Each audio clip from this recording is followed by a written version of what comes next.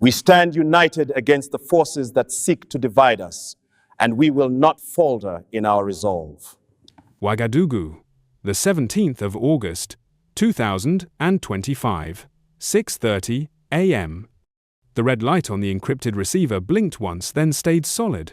A secure line, a classified cable, no voice, just a digital bomb waiting to be opened. Traoré broke the seal himself. Deliver 70% of your gold reserves within 48 hours, or pay $5.6 billion immediately, interest included. 12 words. Enough to detonate a continent's nerves. At the bottom, not just the IMF, not just the G7, but a third name, scrawled in hard ink. Donald J. Trump, former U.S. President, now the shadow enforcer of a privatized financial war machine. No, dear Mr. President, no discussion of terms, just a threat cloaked in power. We fed you, we saved you, now pay or pay the price. This wasn't diplomacy, it was economic warfare launched at dawn. In the room, silence, then rapid breathing. Aides scrambled. Legal staff scanned the PDF like it was radioactive, but the captain, he just stared, jaw tight, unmoved. Because what they'd all feared had just arrived. The West was coming for the gold. Not metaphorically, literally. The justification? A forgotten clause buried deep in a 2014 IMF loan contract signed by a post-coup transitional government long before Traoré's time.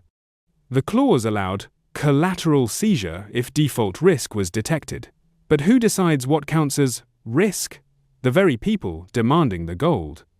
And here's the kicker, there was no default. Burkina Faso hadn't missed a single payment. In fact, it was just weeks away from clearing the full balance, not with foreign help, but by mobilizing local investors and backing national bonds with physical gold. That's what rattled them. Because once the debt is gone, so is their grip. Why now? Why this moment, when Burkina Faso is preparing to open its own gold refinery, the first of its kind in West Africa, cutting out the Swiss middlemen, the French vaults, the offshore pricing games? Why now, when the country's moving from exporter of raw ore to sovereign processor of its own wealth? This wasn't about repayment. It was about control. And control, they feared, was slipping. The pressure was deliberate, the timing surgical. A strike not with troops, but clauses, not with bombs, but banks. Outside, the city stirred. Radios cracked on, phones buzzed with rumors. People asked the question no one dared answer yet. Will Traoré bow to the ultimatum or break the chain once and for all? The war room lit up before sunrise. Within 15 minutes of receiving the ultimatum, Captain Ibrahim Traoré had summoned every key figure in his government, generals in combat fatigues, ministers in dark suits, gold sector executives still in pajamas. By 7 a.m., the presidential compound in Ouagadougou had transformed from a quiet estate into a hive of controlled urgency. No press, no leaks. Just men and women standing over maps, legal codes, and mineral transport logs. He didn't ask for opinions, he issued a position. Burkina Faso is not for sale. The declaration wasn't made to the cameras, it wasn't published in a press release. It was spoken across a thick mahogany table, under fluorescent lights, in the presence of military brass and mining syndicates, who understood exactly what it meant. The West had drawn a line and Traoré had just erased it. Hours later, headlines erupted across the continent. West demands Africa's resources again. Traoré rejects IMF ultimatum. No gold, no compromise. But while the world speculated, he acted. Instead of responding with diplomatic memos, Traoré reached for something deeper, a strategy months in the making. His administration had been quietly restructuring debt, building local gold reserves, and renegotiating internal control over extraction routes. The documents were signed, the military escorts were mapped. The gold was already moving. What looked like defiance was in fact design. He knew this day would come. The seizure clause was no surprise. The real question wasn't if, but when, and when it arrived cloaked as legality, disguised as diplomacy, Traoré answered not with fear, but with a national alignment machine that had been primed for this exact scenario. There was no panic, only purpose. But if the captain won't yield to the G7, the IMF, or even a former US president, what deeper forces must he now prepare to face? Zoom in. Northern Burkina Faso, a cracked plateau, half hidden under thornbrush and sunburnt rock. From above, it looked like nothing, but below, beneath 87 meters of crust, lay a secret that would shift the balance of power in West Africa. It didn't begin with a speech, it began with a silence. In late 2022, just months after taking office, Captain Ibrahim Traoré quietly established a classified task force, a mixed unit of geologists, military engineers, and cybersecurity operatives. Their mission wasn't public. Their data was encrypted using North Korean cryptographic protocols, air-gapped from satellites, and updated only via hand-delivered hard drives. Even most cabinet members didn't know. By April 2023, the team confirmed it. A massive, unregistered gold deposit, one of the largest in the region, spanning 3 northern provinces near Gorom. Western firms had drilled here before, but stopped short.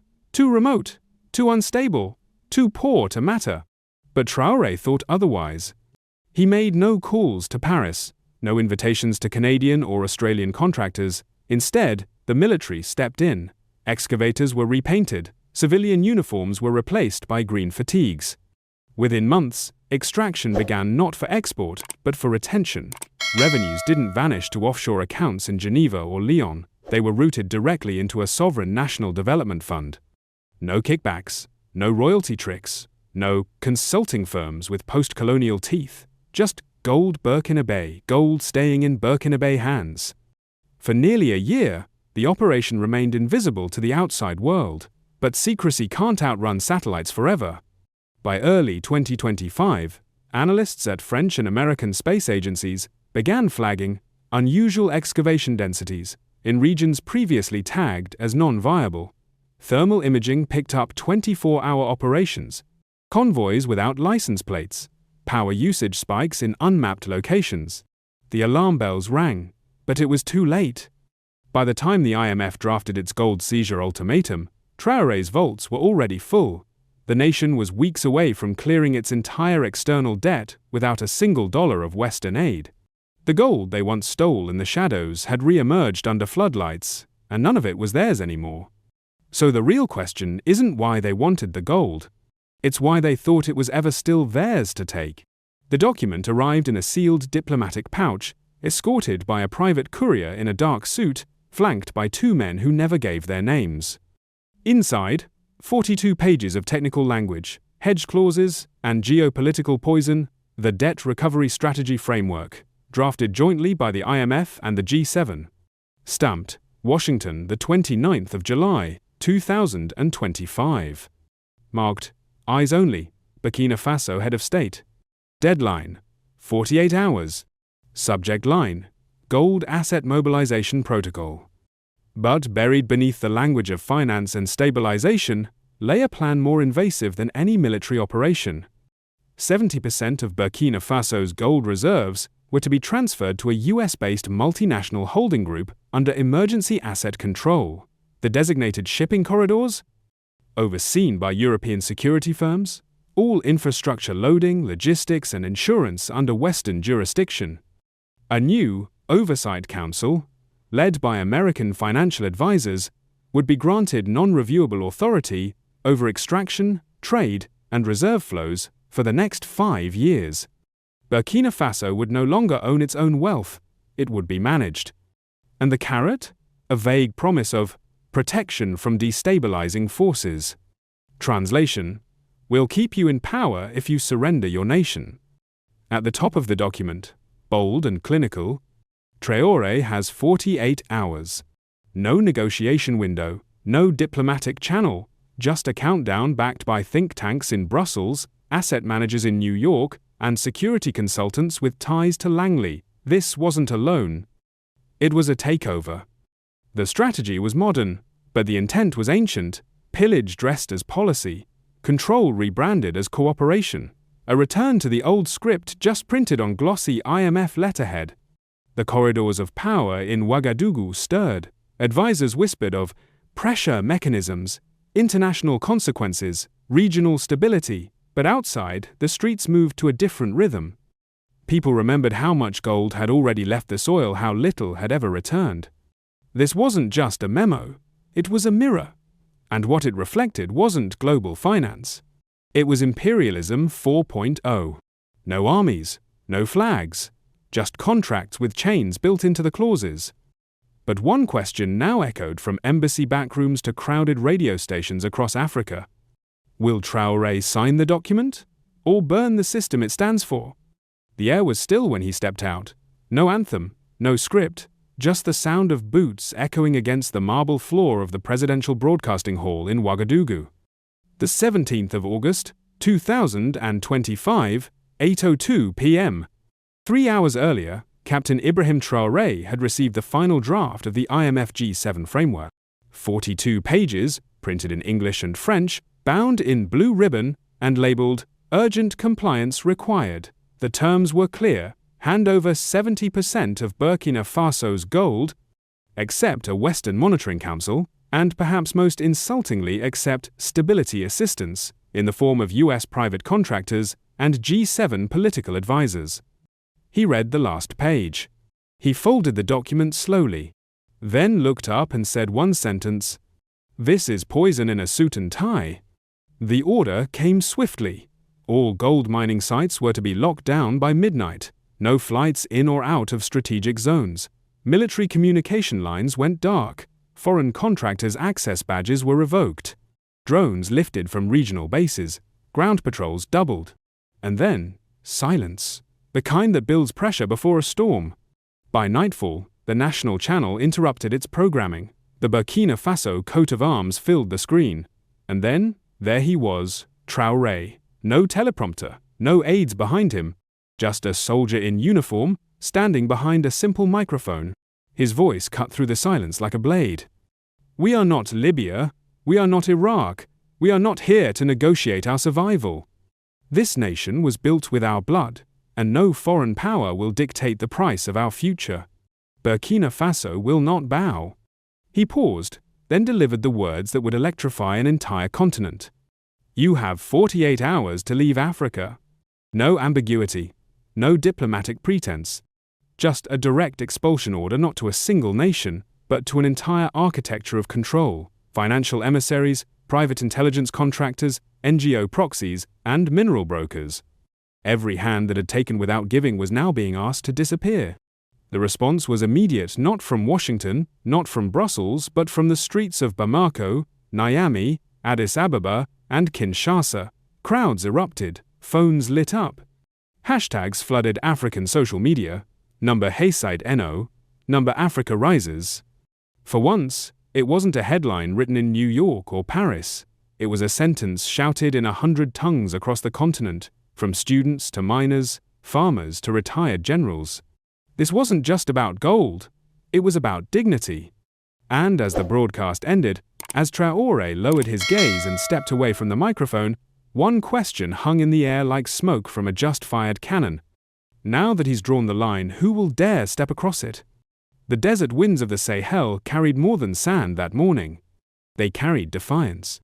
From a drone's eye view, the gold mines of northern Burkina Faso looked like scars carved into the earth, deep trenches, machinery swaying in the heat, columns of soldiers standing guard around generator hubs. But it wasn't just Burkinabe troops anymore. Something bigger had arrived, something international. At 5:42 a.m. local time, a Mi-171 helicopter emblazoned with the flag of Mali touched down on a makeshift helipad outside the Gorom zone. Minutes later, 4 military advisors stepped out, not mercenaries, not UN peacekeepers, but official emissaries of the AES, Alliance of Sahel States. It wasn't a visit, it was a declaration. The message was clear. Touch Burkina Faso, you touch all of us.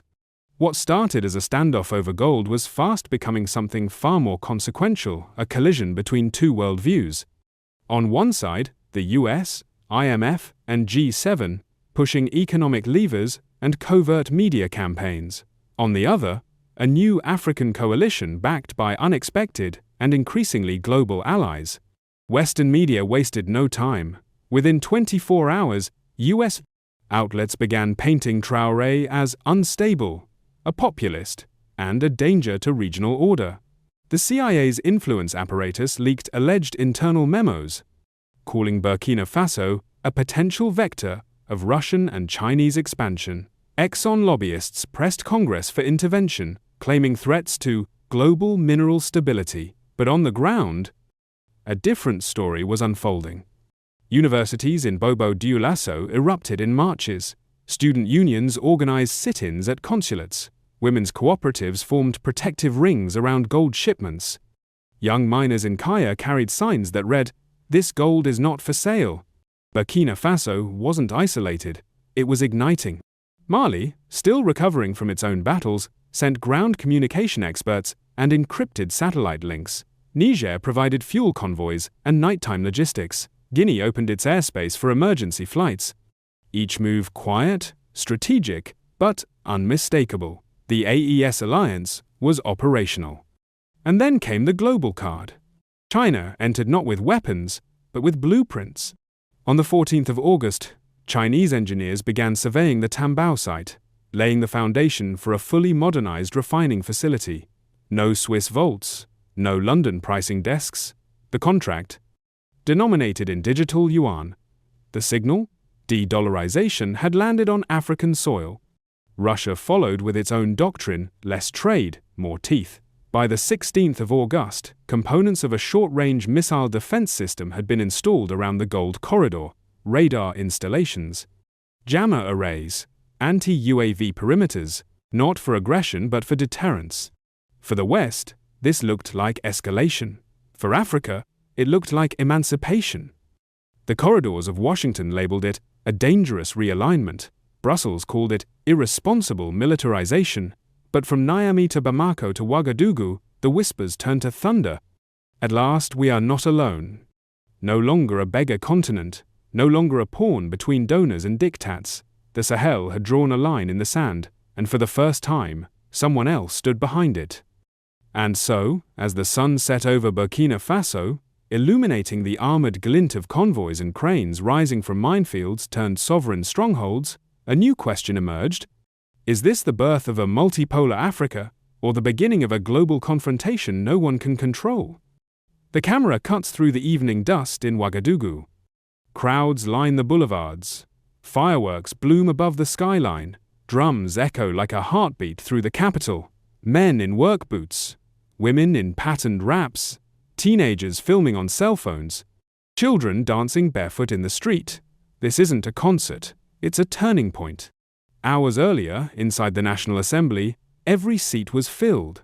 The chamber that once echoed with cautious debate now roared with conviction. A single resolution was passed by overwhelming vote. Burkina Faso would nationalize all gold assets within its borders. Every ounce, every vein in the ground, every contract signed under foreign pressure void. Western corporations were ordered to cease operations and leave within 72 hours. No more foreign partnerships that extracted value without reinvestment. No more royalty deals that returned pennies to a nation of miners. No more silence while others profited from African suffering. Then came the image that now defines the moment. Captain Ibrahim Traoré, not in military fatigues, but in a traditional Faso Danfani tunic, the cloth of the people, stepped before the cameras. He didn't raise his voice, he didn't read from a speech. He looked directly into the lens and said, "We do not negotiate with thieves, not when it comes to our children's future." The words sparked something deeper than policy, something personal. Within minutes, the video began spreading, first in Burkina Faso, then across the Sahel, then across the continent, then the globe. That night, a 43-second clip pulled from an off-air moment went viral. This is not just about gold, this is about the soul of Africa. I would rather die standing than live kneeling. 12 million shares, in 12 hours. While Western analysts debated economic fallout, African youth saw something else. Courage, sovereignty, a face that said no when it mattered. Washington reacted swiftly. Trump, in a furious late-night tweet, accused Traoré of economic terrorism. US forces increased their presence in strategic West African zones. Think tanks warned of regional instability. But the world had already shifted. This wasn't about GDP, it wasn't about mining licenses, it wasn't even about the debt. It was about ownership of destiny, about the right to define one's own future without being told what is responsible by those who had once drawn colonial borders with ink and blood. The story of gold in Africa has always been written by others, from London to Brussels, from Wall Street to Zurich. But tonight, in the heart of West Africa, that story took a sharp turn. It became African. Across university dorms in Ghana, community halls in Kenya, and rural markets in Niger, the chant was the same. He said no. No to extraction without return. No to debt as a weapon. No to the quiet erasure of self-determination. And so the question is no longer what will Traoré do next. The world has seen his answer. The question now is, will Africa follow? If this message moved you, save the video, share it with your community, and leave your thoughts in the comments. This is more than a headline, it's a moment in history. Let's remember it together.